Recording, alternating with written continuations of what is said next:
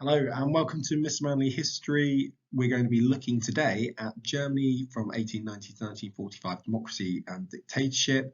We're going to be looking at the first topic of that unit of the Germany 1890 to 1945 AQA GCSE unit. So, to start with, Germany, a bit of contextual background information behind Germany. Now, it was formed in 1871 after the war, the Franco-Prussian War. Prussia was victorious, and as a consequence of its defeat of France, it unified the different German states together. It wasn't known as Germany this time, but the different states that now comprise of Germany. And in fact, some of them are actually in Poland today. Now, Germany was a much larger country than it was than it is today in terms of the land it covers. It covers parts of Poland and some parts of France as well. So it was a really large country when it became Germany in 1871. Now, there were many difficulties in ruling Germany. Now, Germany in 1871 could be argued, not quite a sort of dictatorship in the sense that it would become a dictatorship under Hitler, but it was an autocratic country, which meant that power really rested in the hands of very few people. And it was created from many independent states like Bavaria and Hanover, and these states felt a degree of sort of independence and a bit of differentness from other German states like Prussia. Each state had control over some elements of their own domestic matters as well. It wasn't like the Reichstag, which was the German parliament, had control over all aspects of German society. And it was bordered by established nations like France and Russia. So Germany, from its creation, did feel a sense of trepidation and fear that it could be sort of encircled and attacked from both sides by France and Russia. Now, there were several factors that led to a potential weakening of that autocracy. Okay, the idea that the Kaiser, which is essentially the German word for king or emperor, he wanted to maintain his power over the country. He didn't really feel that Germany should become any more democratic than it already was. However, there were certain threats to his power that increased as the late 19th century went on. So we're going into that 1890 to early 1900s period now. So there was a growth of parliamentary democracy. Political parties forming the Reichstag, which I mentioned already was the German parliament, like the Social Democrats, challenged more conservative right-wing groups that actually were happier with the status quo in Germany under the Kaiser. There was also a large increase in industrialization. So more factories were being constructed. There was a greater emphasis on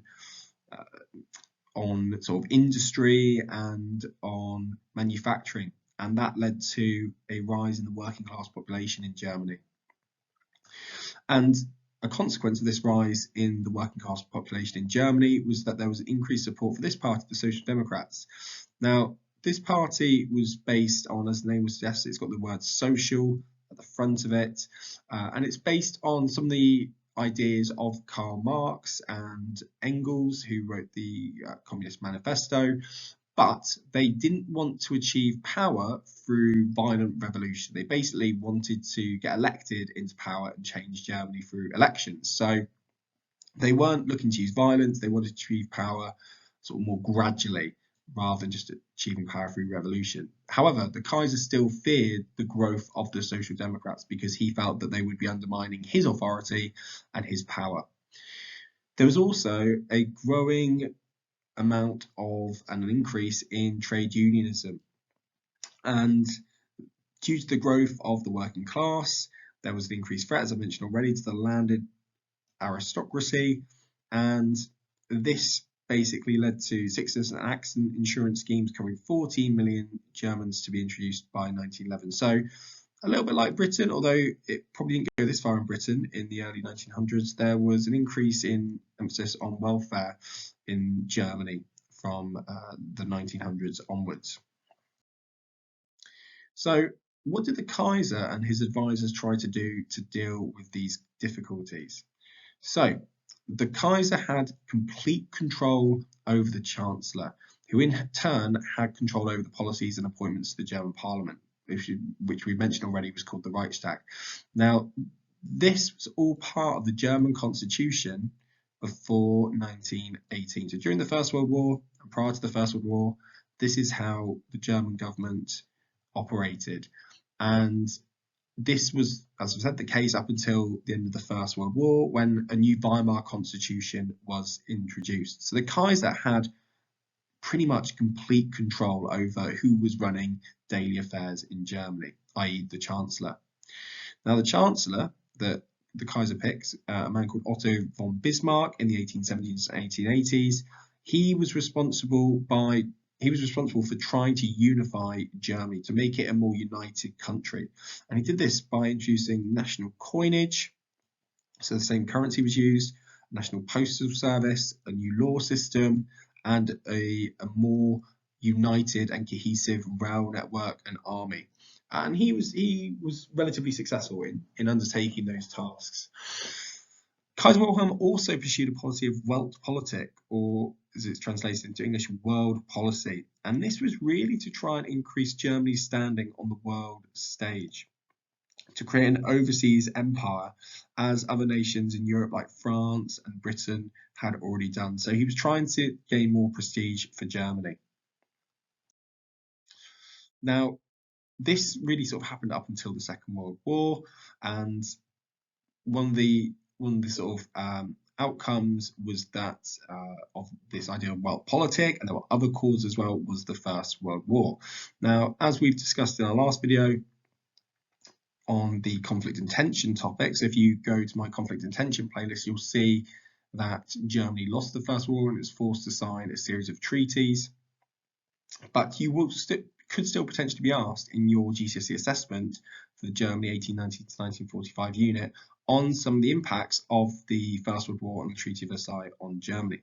So if you want to remind yourself of the impact of the Treaty of Versailles on Germany, go over to my conflict and tension videos to remind yourself of some of the impacts of the Treaty of Versailles on Germany. And then what you can do is have a go at answering these two questions, which are two of the questions that will come up in the Germany 1890 to 1945 unit. And they're worded like this: how does interpretation B differ from interpretation A about a particular topic? And then what you'll need to do is explain your answer based on what it says in interpretation A and interpretation B. There are going to be other videos that I create as well, if I haven't done so already, on how to answer the different types of questions on the Germany paper. So you can definitely go over to one of those videos and have a look if you want some advice and guidance on that, and then have a go at answering this question. And then we've got question 2, which is which interpretation gives the more convincing opinion about the impact of reparations on Germany in the early 1920s. And this is worth 8 marks, sorry, so you should spend about 10 minutes answering this question. The first question is worth 4 marks, so you shouldn't be looking to spend any longer than about 5 or 6 minutes. And like I said, with both of these types of questions, I have created videos on how you can go about answering these questions successfully and getting the highest marks. So definitely go and check out those videos. Thanks so much for listening.